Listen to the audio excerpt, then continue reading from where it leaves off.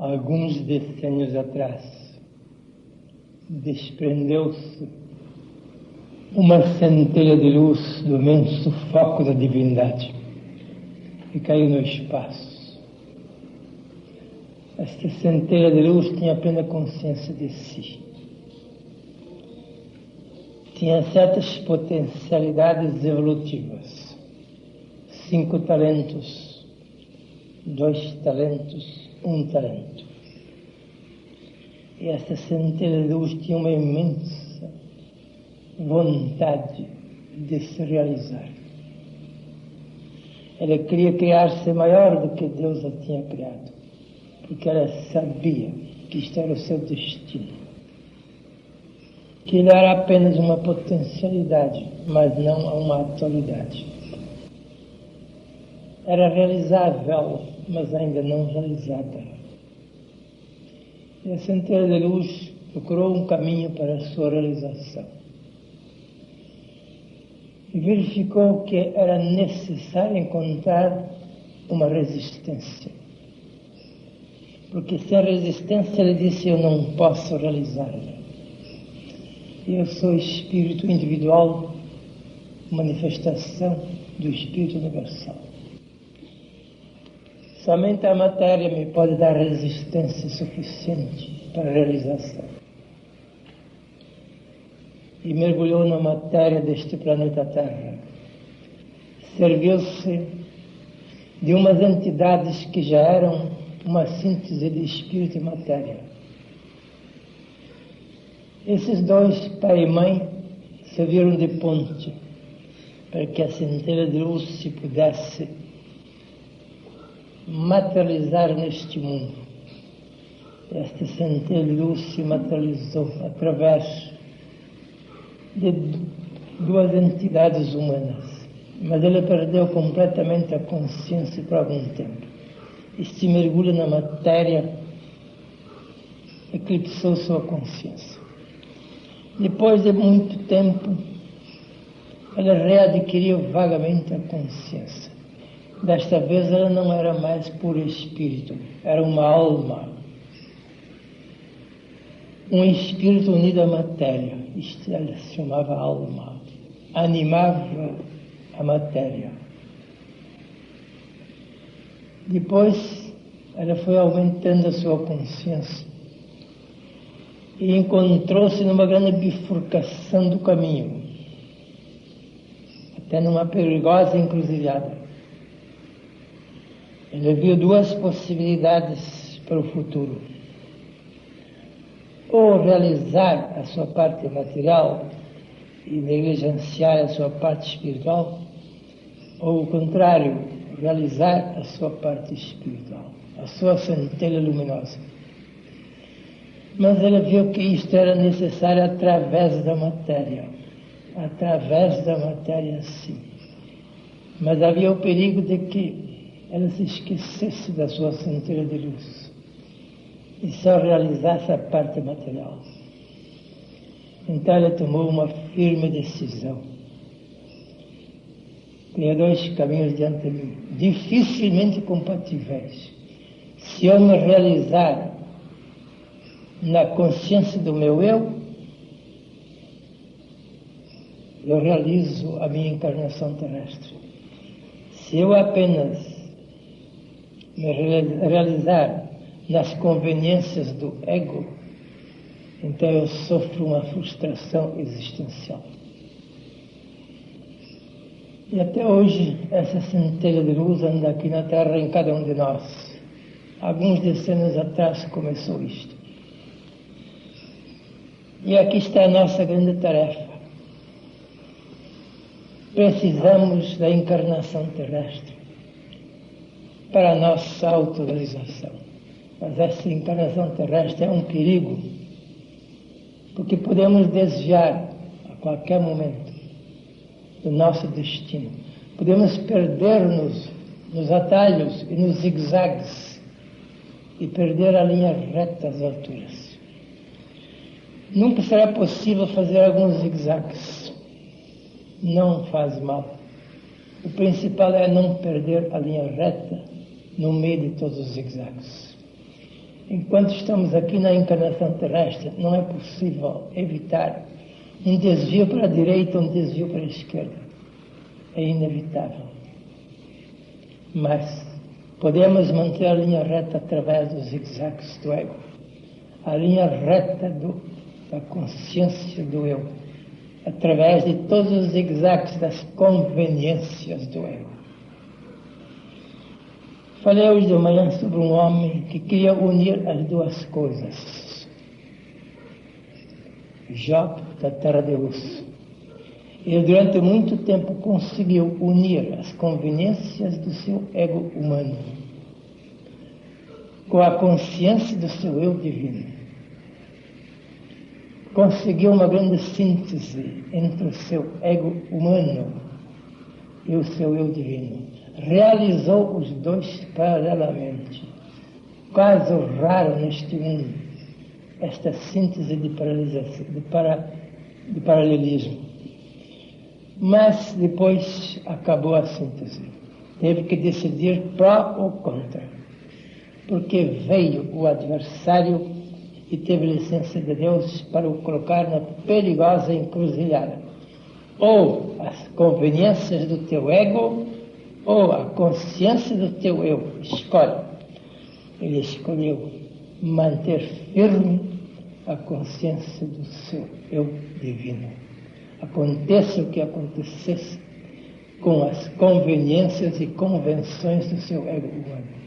Perdeu tudo, perdeu toda a sua fortuna, perdeu toda a sua família, perdeu a sua saúde.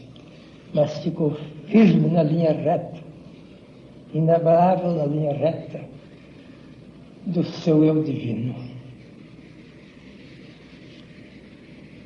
Diz o texto, no fim disto, que Deus depois lhe restituiu tudo duplicadamente. Mas isto não consolava Job. Ele não sabia nada disto. O que ia acontecer depois, ele não sabia. De resto, como é que podia ser restituído? Bem, a única coisa que Deus lhe podia restituir era a saúde. Ele restituiu. A sua grande fortuna, toda roubada pelos outros povos, não lhe restituiu. E os 10 filhos que tinham morrido, também não lhes restituiu. Não. Esta restituição é uma consolação muito magra e não consola um homem que se realiza. O principal é realizar-se, não que tenha restituição ou não. Aliás, esta não é a única vida em que vivemos. A vida continua após a morte. Isto aconteceu, segundo o texto bíblico, uns 3 ou 4 mil anos antes da nossa era, lá na terra longínqua do Oriente Médio. Mas isto acontece em pleno século XX, onde o homem é colocado diante da terrível alternativa, ou, e não há compatibilidade entre os dois. É uma terrível antítese que não admite síntese. Tem que abandonar uma das duas coisas. Isto aconteceu há pouco também no Oriente. Não no Oriente Médio, mas no Oriente longínquo da Índia. Lá também um homem, também um pagão, mas altamente espiritual. Não desde o princípio, mas pouco a pouco se espiritualizou. Voltou da Inglaterra formado em advocacia, com 21 anos apenas. Estabeleceu o seu escritório de advocacia na Índia, em Nova Delhi, e começou a advogar. Defendia processos, porque a única coisa que ele queria no resto da sua vida era dinheiro e fama. Duas coisas do seu ego. Não tinha a menor vontade de realizar o seu eu divino. Só pensava na realização do seu ego humano. Conveniências sociais, conveniências financeiras, isto sim. Mas Deus escreve direito por linhas tortas. Ele foi chamado ao sul da África para cobrar uma dívida de um grande milionário hindu. Uma boa comissão para ele, é claro.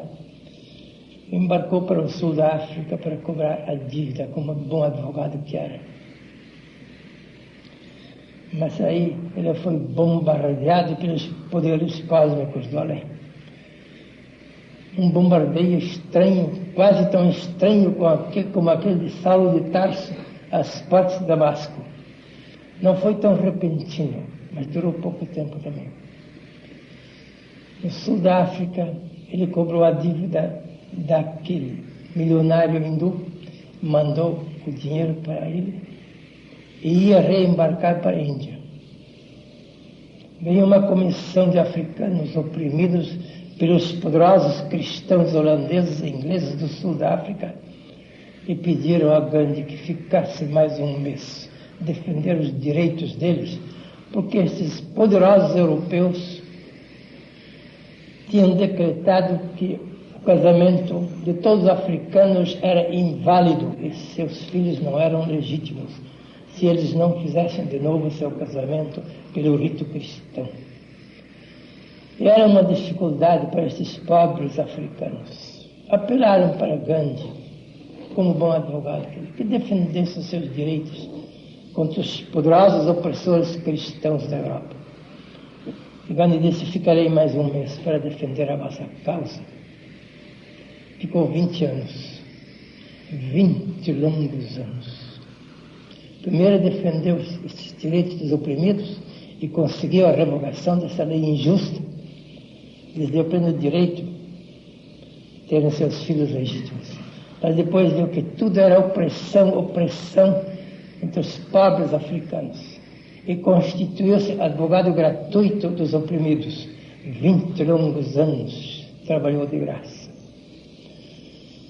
Durante esses 20 anos ele fez o seu noviciado, um terrível noviciado de perseguição de injustiças, porque ele não podia lançar mão das armas que os europeus usavam.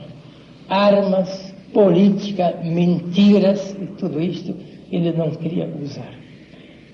Tinha que substituir as armas pela alma, mas a alma dele ainda era muito fraquinha. Mas ele disse: vou intensificar a minha alma, assim eu posso dispensar as armas, porque armas não vou usar. A minha alma deve ser suficiente para superar todas as armas que os outros usam.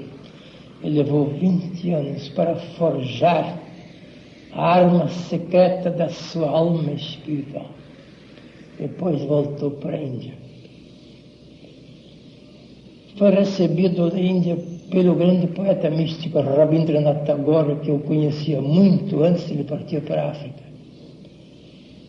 E Rabindranath Tagore sabia que Gandhi ia para a África para voltar milionário, porque ele não tinha outras aspirações. E quando Rabindranath Tagore viu um homem de tanga, magro, esquelético, sem dinheiro nem nada, pôs as mãos na cabeça e disse: eis aí uma grande alma em trajes de mendigo. Pela primeira vez ele usou a palavra Mahatma, grande alma, que depois se tornou popular como apelido de Kramchand Gandhi. Eis aí um grande Mahatma em trajes de mendigo, em tanga, diríamos nós. E Mahatma Gandhi levou para a Índia a sua arma secreta, que era a sua alma, e continuou a temperar cada vez mais a sua arma espiritual para derrotar todas as armas materiais, porque ele não queria violência. Levou meio século forjando cada vez melhor a sua arma secreta espiritual. Ele tinha uma grande tarefa diante de si: libertação da Índia da opressão britânica de 150 longos anos, ainda escravizado por um poder europeu, escravo de todos nós. E Gandhi resolveu tentar a libertação da Índia, não com armas materiais, mas só com a alma espiritual. E todos lhe profetizaram que isto era impossível. Não se pode usar alma contra armas, não se pode usar espírito contra matéria. Isto não funciona. Gandhi firme na sua fé, inabalável, que isto funciona. Contanto que a sua alma fosse bastante potencializada, intensificada. E não fez outra coisa nestes 50 longos anos de luta, senão intensificar a sua alma. Aboliu toda e qualquer violência, a ahimsa absoluta. Fora com toda a violência material, fora com a violência verbal, fora com a violência mental, fora com a violência emocional. 4 violências ele jogou fora. Não fazer mal a ninguém, não falar mal de ninguém, não pensar mal de ninguém e não querer mal a ninguém. As 4 não violências, as 4 ahimsas. E perguntaram os discípulos de Gandhi se isto era suficiente para libertar a Índia, 500 milhões de hindus oprimidos pelo poderoso Império Britânico. Gandhi disse, não, isto não é suficiente, isto é o prelúdio, isto é abrir o caminho, mas ainda falta o principal. Depois das 4 não violências, ainda falta o principal, ele disse, para derrotarmos os invasores da Índia. O que é que falta, Gandhi? Falta satyagraha, apego à verdade, amor à verdade, amor incondicional à verdade. Nunca transigir para o contrário. Amar sinceramente todos os seres humanos, inclusive os nossos queridos inimigos da Inglaterra, e prestar-lhes qualquer serviço quando for necessário, e nunca pensar mal deles, e nunca falar mal deles, e nunca lhes querer mal. Amor absoluto e incondicional para com eles. Foi um desafio tremendo. Ninguém esperava o resultado de uma coisa tão utópica, tão ultramística, que Gandhi manteve firme durante meio século. Já havia um longo período que ele estava lutando deste modo, pela não violência e pelo amor. Mas os ingleses continuavam a ocupar a Índia. E Gandhi um dia esteve meio desanimado. Veio para casa e falou com a mulher dele, Kasturbai. Estava meio aflito e ela perguntou, como vai a campanha da libertação da Índia? E Gandhi disse, vai bem. E neste período ele libertou a Índia da opressão britânica, sem violência, somente pelo amor. Mas ele achou necessária a autolibertação antes da alolibertação. Para ele era matematicamente certo. Quem se liberta a si mesmo tem o poder de abrir o caminho da libertação aos outros. Mas quem não se liberta não tem a menor esperança de abrir o caminho para os outros. E ele abriu o caminho para a libertação de 500 milhões de hindus, depois de 150 anos de opressão britânica.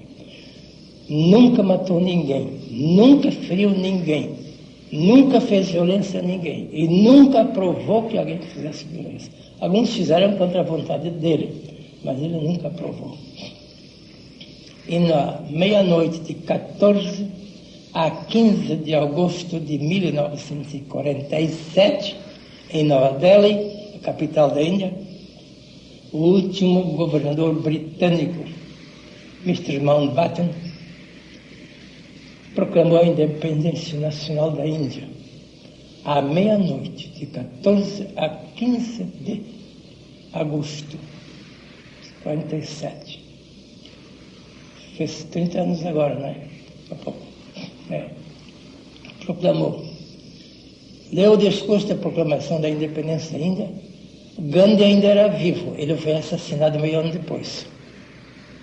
Foi assassinado no dia 30 de janeiro de 48 e a libertação foi 15 de agosto de 47. Mas Gandhi não assistiu à proclamação da independência. Ele estava no outro lado da Índia pacificando o Paquistão, onde os muçulmanos estavam sempre em briga com os hindus. Fez o possível para acalmar aquela dissensão entre muçulmanos, não teve tempo para assistir à proclamação da independência nacional, nem estava interessado.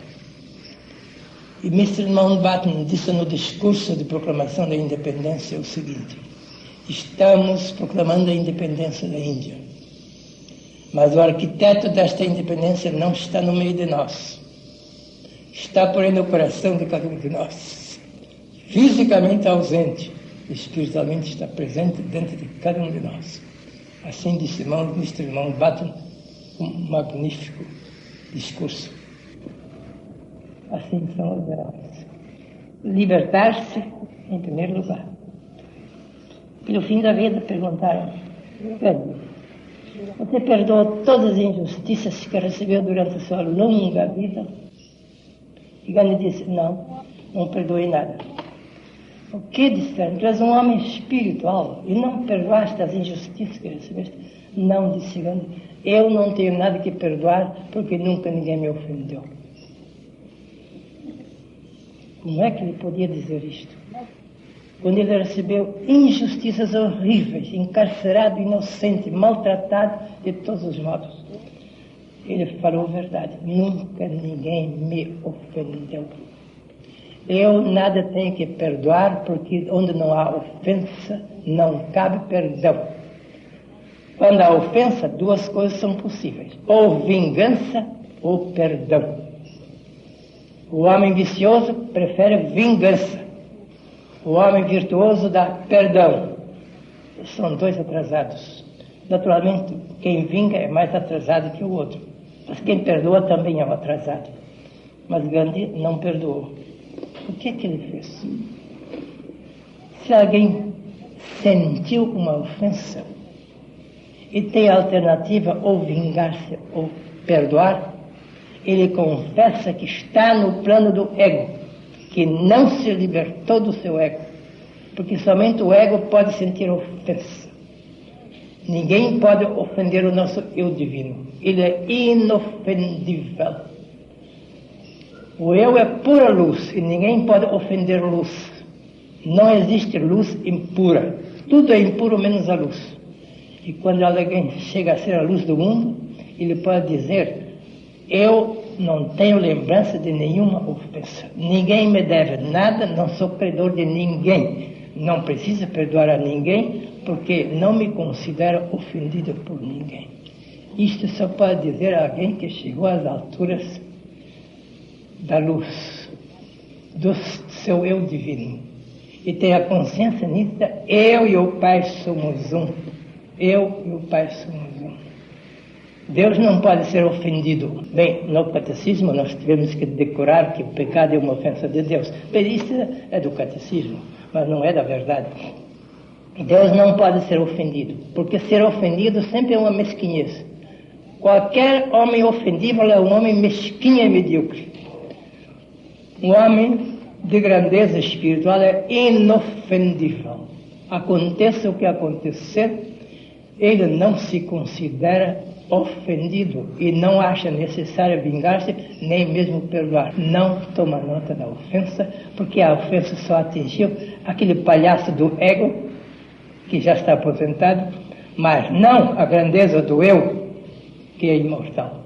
Aí ele pode dizer: eu não fui ofendido, eu não sou aquele palhaço que se acha ofendido à torta direita.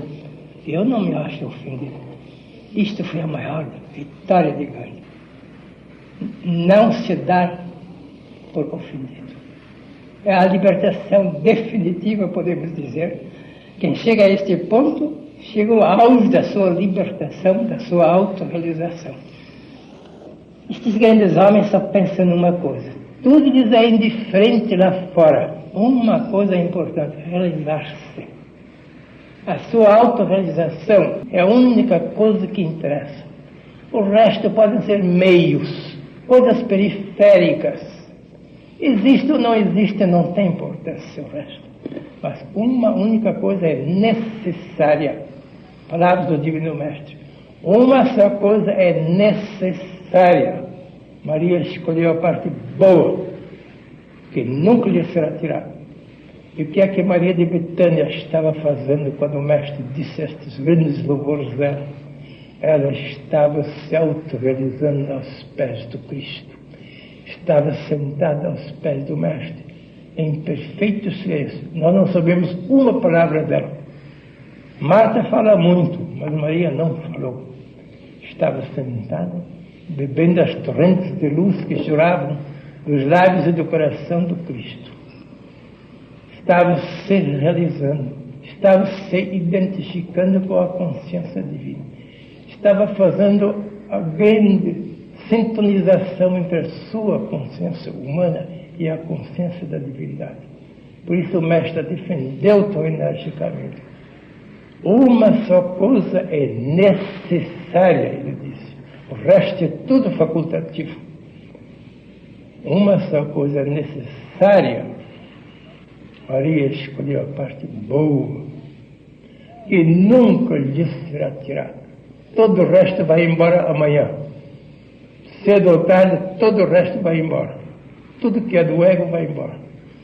Mas a realização do eu é eterna e imortal. Por isso, os grandes homens só pensam numa linha reta rumo ao infinito. No meio de todos os zigue-zagues inevitáveis na vida humana, eles não se deixam desviar da linha reta. Sempre voltam à linha reta. O ego nos quer levar fora da linha reta. E às vezes leva, mas nunca definitivamente. Um pouco para fora da linha reta, mas voltamos sempre à linha reta que conduz ao infinito. Assim são os grandes homens da história. Assim foi Job, que falei hoje de manhã, assim foi Mahatma Gandhi e assim foram muitos outros. Nós não precisamos ir longe para procurar exemplos. Em nosso século, diante de nós, estão os grandes heróis da autorrealização. Não precisamos nem de um livro.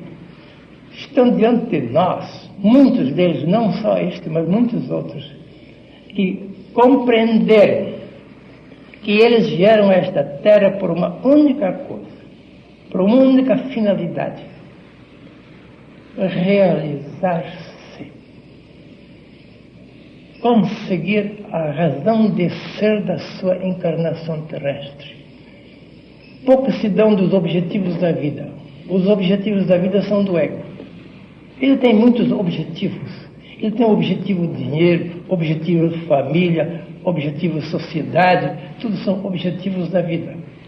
Podemos usar os objetivos da vida, mas não trocar pela razão de ser da nossa encarnação terrestre.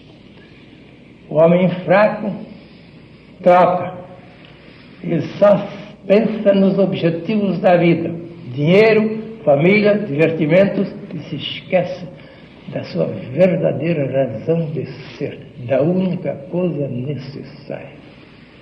Estamos aqui mais uma vez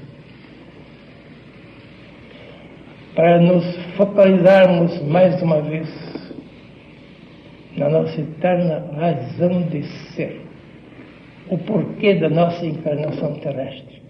O nosso único porquê é a nossa plena realização. Através de todos os percalços, grandes ou pequenos, através de todas as dificuldades, temos que traçar a nossa linha reta e nunca nos perder nos zigue-zagues. Os zigue-zagues são da vida, não são aqui no ashram.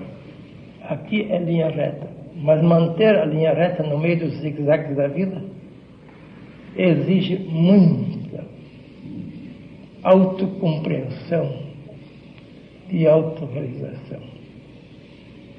Abismemos-nos, meus amigos.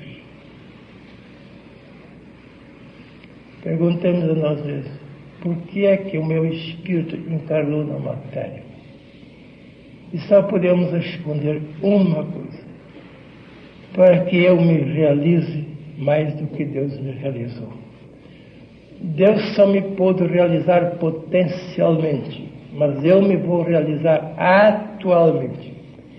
Ele me deu os talentos, 5 talentos, 2 talentos, 1 talento, mas disse: tens que duplicar esse talento. Não me podes devolver 5 talentos se recebeste 5. Então tu és servo mau e preguiçoso. E se recebeste 2 talentos, não me podes devolver 2. Isto é maldade.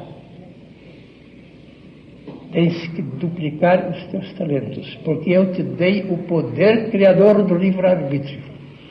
Tu és Deus em meu lugar. Eu te transferi uma parte da minha jurisdição divina, uma parcela do meu poder criador eu entreguei ao homem. Tu podes criar-te para o bem e podes criar-te para o mal. O resultado é teu. Pode ser joio e pode ser trigo. Eu não sou responsável por isto, disse Deus. Eu entrego a ti o teu destino. E ai do homem que desiludir a confiança que Deus teve nele e não duplicar o seu talento e não atualizar as suas potencialidades latentes. Então ele é servo mau e preguiçoso. Tirai-lhe o talento que ele ainda tem, porque quem tem receberá mais, mas quem não tem perderá até aquilo que ele tem. Uma magnífica contradição, é verdade. Quem não tem atualização perderá até as suas potencialidades. Isto é, anulação da individualidade humana. É evidente, porque se alguém não tem mais potencialidade criadora, deixa de ser homem. E aquele servo mau que tinha abusado da sua potencialidade criadora e não tinha atualizado a sua potencialidade criadora, perdeu a sua própria potencialidade. Aquele que não tem atualização perderá até a potencialidade que ele tem. Tirai-lhe a potencialidade. Redução do homem a uma pura animalidade. Porque o animal não tem potência criadora. Esta parábola é terrível, parábola dos talentos. E nós estamos aqui dentro da escolha. Se nos realizamos ou não nos realizamos. O terceiro servo não se havia realizado. E ele se desrealizou e se anulou. Estamos aqui para nos realizar. Ou frustração existencial, ou realização existencial. Não há outra coisa. Estamos aqui para tomarmos a sério nossa realização existencial aqui na Terra, ao menos neste princípio da nossa realização. Este é o primeiro estágio que nos foi dado para a realização, dentro da própria matéria espessa. Não há maior resistência do que entre espírito e matéria. E nós estamos neste período da matéria e temos que dar o nosso primeiro teste de poder criador da nossa autorrealização. Por isso é que estamos aqui, para focalizarmos nitidamente a nossa tremenda responsabilidade diante de nós e diante de Deus.